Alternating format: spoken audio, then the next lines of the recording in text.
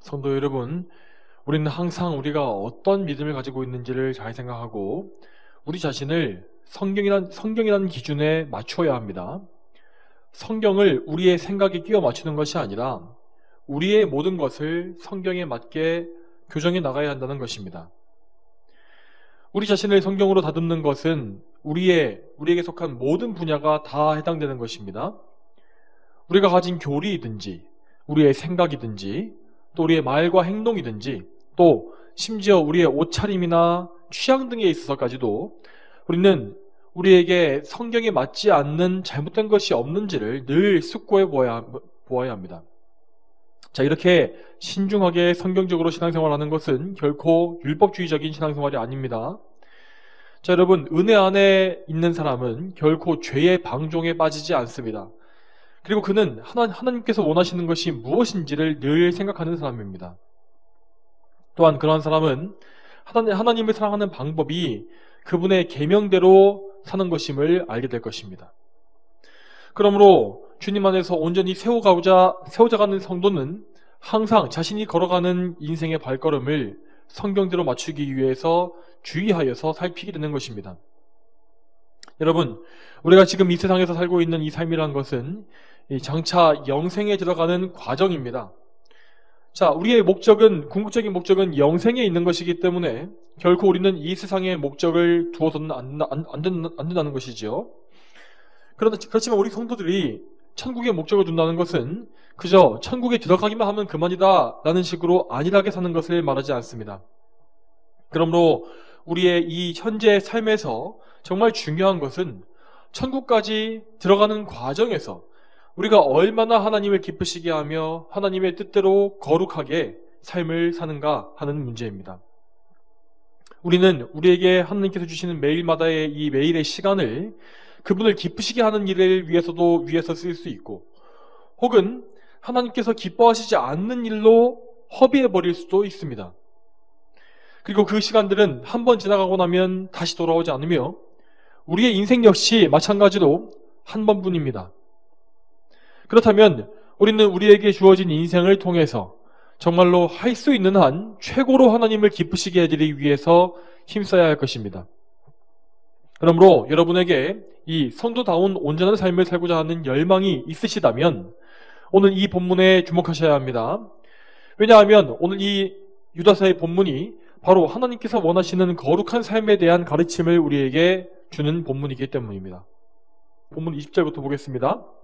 자, 20절의 첫 부분을 보게 되면 너희는 지극히 거룩한 믿음 위에 자기를 건축하고 라고 되어 있습니다. 자, 이 구절은 이 성도 각 사람이 마치 자기 자신을 하나의 건물과 같이 건축해 나가야 한다고 그렇게 말을 합니다. 그리고 여기에서 가장 우선적으로 살펴봐야 될 점은 자, 우리 자신을 지극히 거룩한 믿음 위에 건축해야 한다고 말했던 이 사실입니다.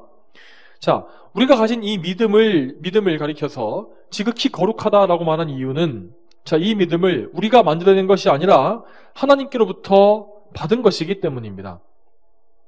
거룩하신 하나님께서 우리를 구원하시기 위한 목적과 수단으로서 이 믿음을 주신 것이기 때문에 우리가 가진 이 믿음은 하나님께로부터 온 것이므로 지극히 거룩하며 귀중한 믿음입니다. 자, 그리고 우리에게 이 믿음을 부여해 주시는 분은 바로 성령 하나님이십니다. 자, 성령께서는 우리의 어두운 마음을 밝히 비춰주셔서 말씀을 열어주시고 우리가 말씀을 깨달아 알아서 예수 그리스도를 믿게 하십니다. 자, 이러한 믿음의 선물은 택함받은 성도라면 누구든지 다 받게 되는 것입니다. 그가 장로교인이든지 침례교인이든지 감리교인이든지 자, 교파에 관계가 없이 예수 그리스도를 믿고서 그분이 이루신 구속을 적용받는 것은 모든 택하신 성도에게 동일합니다. 그렇지만 이 믿음 위에 그 그리스도를 믿는 믿음 위에 무엇을 세워나가는지는 각 성도마다 차이가 있습니다. 이 사실에 대해서 좀 더 구체적으로 보기 위해서 우리는 고린도전서 3장 11절 이하의 말씀을 보아야 합니다. 자, 고린도전서 3장 11절 이하의 말씀에 따르면 구원받은 성도는 모두 다 그리스도라는 동일한 기초 위에 건물을 세우는 사람들과 같다고 하였습니다. 자, 각 성도들은 저마다 다양한 재료로서 건물을 세우는데 어떤 사람은 금이나 음이나 보석과 같이 귀중한 재료를 사용한다고 되어 있고 또 다른 사람은 나무나 풀이나 집같이 약한 재료를 사용한다고 그렇게 되어 있습니다. 자, 여기서 먼저 금과 은과 보석과 같은 재료가 무엇을 의미합니까?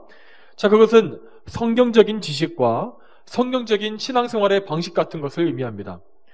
즉, 이러한 성도들은 항상 성경 말씀에 주의하면서 자신의 모든 지식과 행위가 성경적인지 그렇지 않은지를 면밀하게 살핀다는 것입니다. 그들은 올바른 지식을 갖추는 데 힘쓸 뿐만 아니라 그 지식에 입각해서 하나님을 깊이 사랑하고 자신을 겸손하게 낮추는 신앙생활을 영위합니다. 자, 그들은 성경에서 가져온 귀중한 재료들로 자신의 신앙체계를 아름답게 만들어가는 지혜로운 성도들인 것입니다. 자, 반면 나무나 풀이나 집 같은 재료를 사용한다는 것은 이 비성경적인 지식과 또한 세상적인 방법들을 신앙생활에 도입하는 것을 말합니다. 자, 이러한 사람들은 철학이나 과학이나 자신의 취향, 비성경적인 교리와 같이 이 성경에 나오지 않는 것들을 통해서 신앙의 체계를 형성해 갑니다. 자, 물론 그들은 기본적으로는 구원받은 성도이기 때문에 구원 자체에 직결되는 복음의 핵심을 떠나지는 않습니다. 그러나 그들은 교회론이나 종말론 혹은 실천에 관련된 어떤 교리에 대해서 잘못된 방식을 따른다는 것입니다. 이를테면 이 극단적인 세대주의 종말론과 같이 잘못된 교리에 빠짐으로써 신앙의 균형을 잃어버리는 것이 대표적인 예라고 할 수가 있습니다. 이러한 성도들은 얼핏 보기에는 상당히 깊은 믿음과 또한 뜨거운 열정을 품고 있는 것 같이 보이지만 자, 실제 그들의 영적 상태는 이렇게 지피나 풀로 지은 집처럼 연약하고 불안정한 것입니다. 이처럼 어쨌든 성도들은 제각각의 각자 이 자신들의 신앙생활을 해나가며 다들 저마다 올바른 길로 가고 있다고 생각을 할 것입니다. 자, 여러분, 이 자신이 잘못된 것을 뻔히 알면서도 그 신앙 방식을 고수할 사람이 누가 있겠습니까? 자, 그렇지만 성경은 분명히 말씀하시기를 각 사람의 행위가 드러날 때가 온다고 말씀하십니다. 자, 고린도전서 3장 13절 말씀에 각 사람의 행위가 드러날 것이다. 그날이 그것을 밝히 보여줄 것이다. 그것은 불로 드러나게 되고 그 불이 각 사람의 행위가 어떤 것인지 시험할 것이기 때문이다 라고 하십니다. 자, 이 말씀에서 말하는 그날이란 것은 궁극적으로 예수님께서 다시 오실 마지막 날을 의미하는 것입니다. 우리 예수님께서는 심판주로 다시 오실 것인데 그분은 그때에 각 성도들의 행위를 불에 통과시키심으로써 시험해 보신다고 말씀하십니다. 자, 그리스도의 눈은 불꽃과 같기 때문에 그분의 눈에는 각 사람의 행위가 숨김이 없이 다 드러난다는 그런 말입니다. 자, 이러한 그리스도의 시험을 통과한 이후에 금과 은과 보석과 같이 귀한 것들로 건물을 세운 사람은 자, 그 건물이 그대로 남아있기 때문에 상을 받게 될 것이고 반대로 나무와 풀과 지푸라기로 집을 세운 사람은 그것이 모두 다 불타버리기 때문에 상을 받지 못하고 오히려 해를 받는다라고 하는 것이죠. 자, 이렇게 자기 행위가 불타버린 사람을 가리켜서 이 고린도전서 3장 15절은 또 이어서 말하기를 구원을 받기는 받되 마치 불 속을 거쳐서 받은 것과 같은 사람들이라고 그렇게 말을 합니다. 여러분, 이러한 성도들이 심판대 앞에서 주님을 뵐 때에 얼마나 많은 부끄러움을 당하겠습니까? 예수님께서는 그들이 성경의 말씀대로 자신을 복종시키는 데에 소홀히 했던 것을 크게 책망하실 것입니다. 그들도 어쨌든 간에 천국에 들어가긴 하겠지만 그들 자신이 평생에 주님을 섬긴다고 열심히 해왔던 행동들은 모두 다 허사가 되고 마는 것입니다. 분명 그들은 삶 속에서 성경을 통해서 자신의 오류를 제거하라는 경고를 분명히 받아보았을 것입니다. 그렇지만 그들은 그러한 권면을 무시하고서 계속해서 잘못된 생각과 방식을 고수했기 때문에 결국 이렇게 간신히 구원만 받는 처지가 되고 말았습니다. 자, 여러분, 우리가 아는 바 성경의 바른 진리라는 것은요, 갑자기 새롭게 발견된 진리가 아니고 옛적 믿음의 선조들로부터 계속해서 이어져 내려온 역사적인 신앙입니다. 그러므로 여러분께서는 이 선지자들과 사도들이 가르치고 또 종교개혁자들이 재발견해서 우리에게 물려준 옛 신앙 고백을 늘 꼭 붙잡으셔야 합니다. 개혁자들과 청교도들 그리고 올바른 복음주의자들이 남겼던 이 좋은 책들을 많이 읽으시고 또한 그들의 올바른 해석과 교리를 따라서 성경을 알아가시길 바랍니다.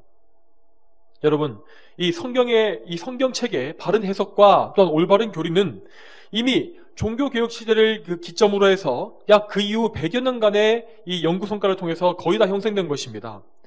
자, 그렇게 그 시대에 올바르게 형성된 정통신학 체계를 기초로 해서 오늘날까지 수많은 신학적 산물들이 축적되어 온 것입니다. 그러므로 이전 시대에 전혀 모르고 있었던 그런 새로운 진리를 오늘날 갑자기 발견한다는 것은 불가능합니다.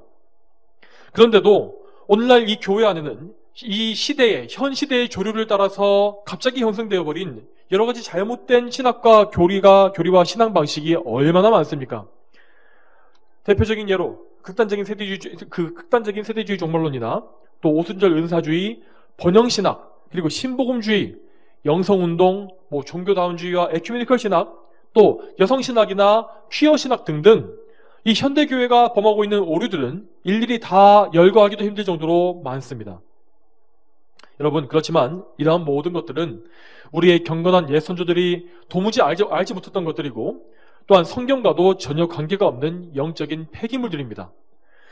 그러므로 성도 여러분, 여러분이 참으로 그리스도 예수님을 믿는 성도라면 항상 성경적인 진리 안에만 거하시기를 바랍니다. 여러분은 그리스도 예수님의 구속사역을 통해서 성령께서 내주하시는 성전이 되었다고, 거룩한 성전으로 지어졌다고 말씀하시지 않습니까? 그렇다면 우리는 이 성전인 자기 자신을 오직 하나님의 말씀에 따라서 아름답게 세워갈 수 있도록 마음과 뜻을 다하는 것이 마땅합니다.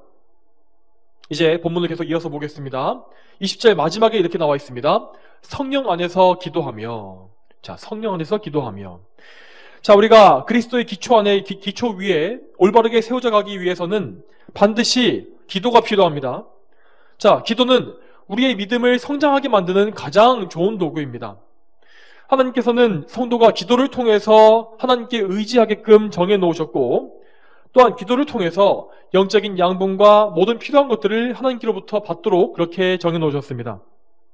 따라서 기도가 없이는 성도는 영적으로 성장할 수도 없고 또한 생명력 있는 살아있는 신앙생활을 할 수도 없습니다. 반대로 말해보면 기도를 게을리하면서도 별 문제를 느끼지 못하거나 기도의 절박함을 전혀 모르고 있는 사람은 절대로 거듭난 성도라고 할 수가 없다는 것입니다. 그러므로 성경은 우리 살아있는 이 거듭난 성도들이 쉬지 말고 기도해야 된다고 말씀하고 계시고 또한 기도를 쉬는 것을 죄라고까지 말씀하십니다. 성도가 기도를 게을리한다는 것은 그만큼 그가 마음이 교만해져서 하나님을 의지하고 있지 않다는 증거입니다. 또한 우리가 기도를 하지 않고 살아가려고 한다는 것은 마치 나는 이제 하나님 없이도 살 수 있습니다 라고 선포하는 것과 똑같습니다. 그러므로 우리는 언제 어떤 상황에서든지 항상 기도에 힘써야 합니다. 기도가 부족하게 되면 우리는 정말 말할 것도 없이 우리의 삶에 어둠이 깔리게 될 것이며 마치 머리카락이 잘린 삼손처럼 영적인 능력을 잃어버리게 될 것이 분명하기 때문입니다. 하나님께서는 그분의 자녀들이 기도하지 않을 때에 결코 그들을 가만히 내버려 두시지 않습니다. 하나님은 반드시 기도하지 않는 자녀에게 징계의 매를 치실 것이며 그래서 기도할 수밖에 없는 상황으로 그를 몰아가실 것입니다. 여러분, 그렇기 때문에 만일 여러분이 기도하지 않았는데도 삶에 별 지장이 없고 별 느낌이 없다면 그것은 결코 좋아할 일이 아닙니다. 오히려 그러한 사람은 더욱더 두려운 마음을 가지고서 하나님께 나를 내버려두지 말아달라고, 나를 정말 하나님께서 아버지처럼 돌보아달라고 간청해야 할 것입니다. 여러분, 또한 오늘 이 본문은 성령 안에서 기도해야 된다고 말씀하십니다. 우리가 기도하긴 기도하되 성령 안에서 기도해야 된다고 분명히 말씀하십니다. 이처럼 이 성도의 기도는 이 인간의 생각과 입술로만 하는 것이 아니라 반드시 우리와 함께 계시는 이 보혜사 성님 안에서 드리는 기도가 되어야 합니다.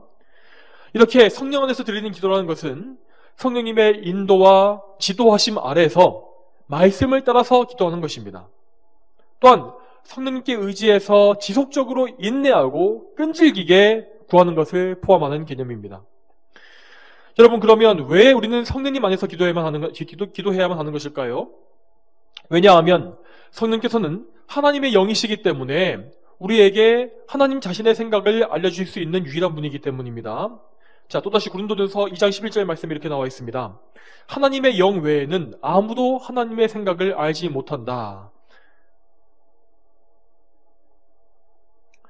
자, 여러분, 우리는 거듭났다 할지라도, 그렇게 성도가 되었다 할지라도 유한한 피조물에 불과하기 때문에 결코 하나님의 생각을 깊이 알 수가 없습니다. 오직 보혜사이신 성령께서 우리 안에 들어오셔서 하나님의 뜻을 우리에게 알려주실 때에만 우리는 하나님의 생각을 알고 그분의 뜻에 따라 살 수가 있는 것입니다. 그러므로 기도에 있어서도 당연히 성령님의 인도하심이 없이는 우리는 절대 하나님의 뜻대로 기도할 수가 없습니다. 성령께서 우리의 기도를 도와주시지 않는다면 우리는 틀림없이 우리의 정욕을 이루기 위해서 잘못된 기도를 하게 될 것이고, 그러면 우리는 그런 기도에 대해서 기도의 응답이나 열매를 기대할 수 없을 것입니다. 따라서 우리는 언제나 성령께서 우리에게 기도를 가르쳐 주시기를 간구해야 합니다. 우리가 도무지 알 수 없는 하나님의 깊은 뜻을 정말 성령께서 직접 알게 해주시고 하나님의 뜻대로 하나님을 기쁘시게 하는 기도를 할 수 있게 해달라고 성령님께 매달리며 구해야 한다는 것입니다. 또한 우리는 성령님께 나 자신의 죄와 연약함을 더 깊이 깨닫게 해주시기를 간구하면서 그렇게 함으로써 하나님께 더욱더 의지할 수 있게 해달라고 또 간구해야 합니다. 만일 우리가 연약해서 마땅히 기도해야 할 바를 알지 못하고 있다면 그러면 더욱더 우리는 기도를 포기할 것이 아니라 성령님께 우리에게 기도를 가르쳐달라고, 우리의 기도를 인도해달라고 간구해야 합니다.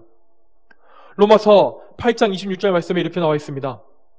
이와 같이 성령께서도 우리의 연약함을 도우시니 우리는 마땅히 기도해야 할 것을 알지 못하나 오직 성령께서는 친히 말로 표현할 수 없는 탄식으로 우리를 위하여 간구하신다.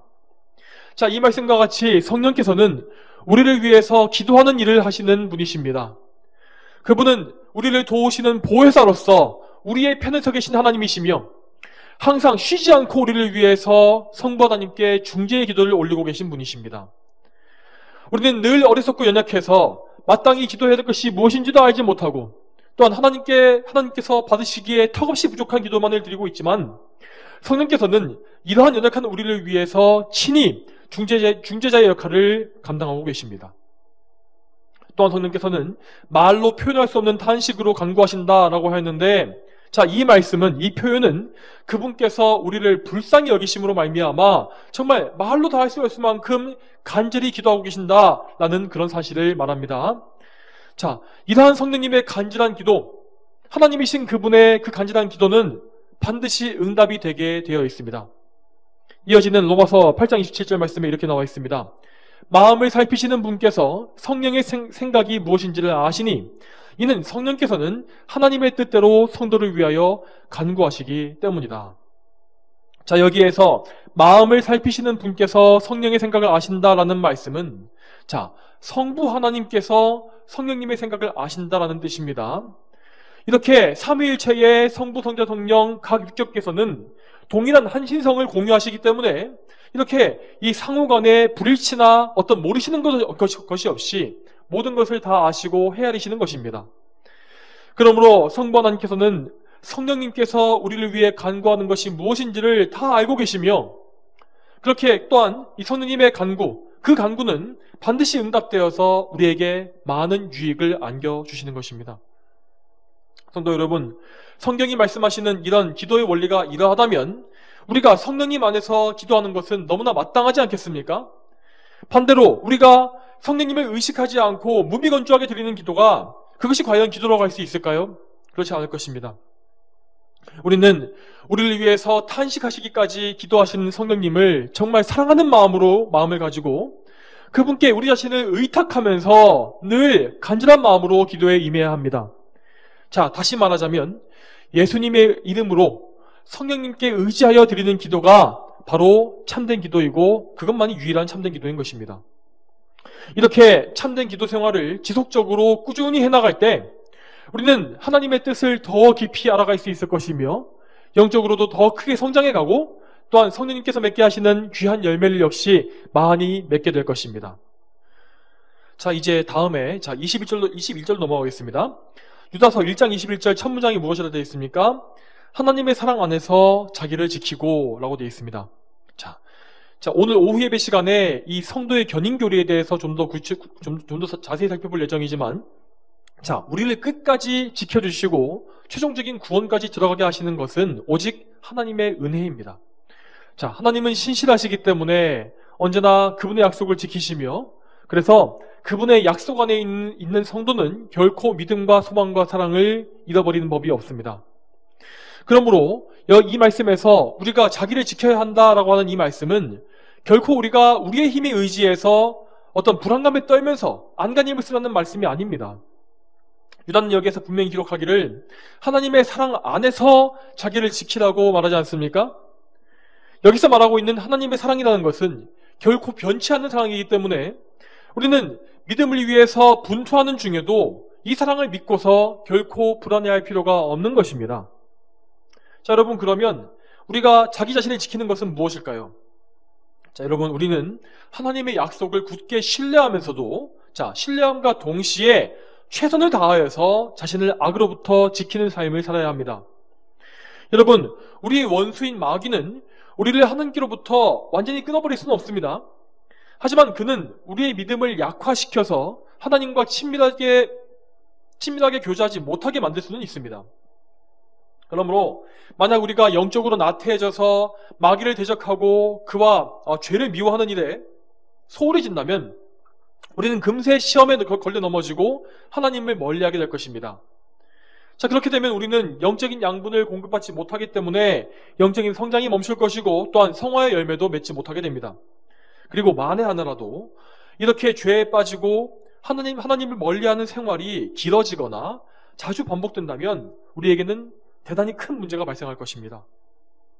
그렇게 우리가 자신을 악에서 지키는 데 계속적으로 실패한다면 우리는 하나님께 바쳐야 할 시간들을 너무나 많이 잃게 될 것이고 심지어는 그 무기력한 삶에 익숙해져서 계속 그런 식으로 게으르고 나태한 신앙생활을 이어갈 수도 있습니다. 그렇게 게으르고 어리석은 성도들은 견고한 신앙을 세우지 못하기 때문에 결국 아까 고린도전서 3장에서 살펴본 바와 같이 간신히 구원만 받는 그런 성도로 남게 될 것입니다. 그러므로 성도 여러분, 우리는 항상 우리가 선물로 받은 참된 믿음, 이 거룩한 믿음을 힘써 지켜야 합니다.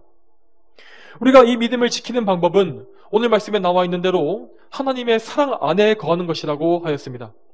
자, 우리는 늘 하나님의 사랑에 대해서 알고서 그 사랑을 생각하며 살아야 하는 것입니다. 여러분, 하나님께서 어떤 사랑을 주셔서 우리를 그분의 자녀라고 불리게 하셨습니까? 하나님은 우리를 자녀로 삼으시기 위해서 당신의 하나뿐인 아들을 화목제물로 내어주셨습니다. 하나님의 어린 양이신 예수 그리스도 안에서 우리의 모든 죄가 다 처리됨으로 말미암아 우리는 이제 하나님의 진노에서 벗어나서 그분의 자녀의 신분을 얻게 된 것입니다. 우리는 정말 이루 말로 헤아릴 수조차 없는 엄청난 죄의 빚을 다 탕감받았고 지옥의 자식, 멸망의 자식이라는 신분에서 벗어나서 하나님의 자녀의 신분을 얻게 되었습니다. 우리는 언제나 이 놀라운 구원의 은혜를 기억하고 믿으며 그 사랑에 감사하며 살 수 있어야 합니다. 그리고 우리에게 이러한 감사의 마음이 진정으로 있다면 우리는 하나님께 보답하고자 할 것이고 그렇다면 하나님의 계명을 지키고자 하는 마음을 분명히 가지게 될 것입니다. 여러분, 하나님의 계명은 하나님을 사랑하는 방법이고 또한 이 세상의 모든 악으로부터 자신을 거룩하게 지키는 지침과 같습니다. 그러므로 우리는 언제나 십계명, 하나님의 계명이 요약되어 있는 이 십계명에 따라서 하나님만을 거룩하게 섬기고 사랑하며 또한 우리 주변의 이웃들 역시 나 자신처럼 사랑하고 그들의 유익을 위해 힘쓰는 성도의 삶을 살아야 하는 것입니다. 이렇게 하나님의 계명에 늘 주의하면서 영적으로 깨어있는 성도는 자신을 지키는 자이기 때문에 언제나 하나님의 놀라운 사랑 안에서 안전하게 보호를 받을 수가 있습니다. 자, 이제 21절 마지막 부분을 보겠습니다. 영생에 이르도록 우리 주 예수 그리스도의 긍휼을 기다려라 라고 되어 있습니다. 자, 이 구절은 우리 그리스도인들이 마땅히 가져야 할 종말론적인 신앙에 대해서 가르치는 말씀입니다. 자, 이제까지 유다가 말해왔던 것을 정리해보자면, 자, 우리는 항상 거짓 가르침을 대적하고 진리를 수호해야 하며 또한 그리스도를 믿는 믿음 안에서 자라가고 또한 자신을 지켜야 합니다. 그렇다면 우리가 이 모든 거룩한 일들을 힘써 해야 하는 이유가 과연 무엇이겠습니까? 그것은 우리의 삶이 이 생에서 끝나는 것이 아니기 때문입니다. 우리에게는 앞으로 들어가야 할 영생이 남아 있습니다. 여러분, 우리가 이 세상을 살아가는 동안에 영생은 아직까지 성취되지 않은 약속입니다. 우리는 항상 그 하늘의 소망과 약속을 바라보고 기대하면서 이 세상에서 믿음의 경주를 열심히 달리고 있는 것입니다. 우리의 영원한 소망은 오직 하나님의 은혜로 우리에게 주어지는 것입니다. 자, 그러므로 우리는 이 세상에 사는 동안 언제나 그리스도의 긍휼, 그분의 은혜를 기다려야 합니다. 시편 123편 2절의 말씀에 이렇게 나와 있습니다. 종들의 눈이 상전의 손을 바라고 여종의 눈이 여주인의 손을 바라듯이 우리 눈이 여호와 우리 하나님을 바라며 우리는 주께서 우리에게 긍휼을 베푸실 때까지 기다립니다. 자, 이 말씀처럼 우리는 항상 우리 자신이 무능하고 또한 아무것도 가지지 못했다는 사실을 철저하게 인정하며 오직 하나님의 은혜만을 바라보며 구해야 합니다. 또한 우리는 이 세상의 삶을 마친 이후에도 그리스도의 긍휼이 전적으로 필요한 존재들입니다. 왜냐하면 우리 모두는 다 심판주이신 예수 그리스도 앞에 설 것이기 때문입니다. 주님께서 다시 오실 그날에 그때 우리가 살아있든지 아니면 이미 죽었든지 간에 우리는 모두 다 영생의 몸을 입고서 주님 앞에 불려나가서 1대1로 서게 될 것입니다. 자, 그날의 주님은 두려운 심판주로서 우리 앞에 앉아 계실 것입니다. 그렇지만 여러분, 우리는 두려워할 필요가 없습니다. 우리는 우리의 의가 되시는 우리 주님으로 인해서 담대하게 주님의 얼굴을 뵐 수가 있기 때문입니다. 물론 우리 자신에게는 아무 의가 없고 내가 행했던 모든 것들은 하나님 앞에 턱없이 부족할 뿐입니다. 그렇지만 우리는 예수 그리스도의 긍휼로 말미암아 은혜를 입을 것이며 또한 그분의 의로 말미암아서 의인이라고 선포될 것입니다. 그러므로 우리는 유다서 21절의 마지막 말씀대로 주 예수 그리스도의 긍휼을 기다리면서 영생의 소망을 가지고 굳건한 신앙생활을 해나갈 수가 있습니다. 자, 여러분, 이제 말씀을 맺겠습니다.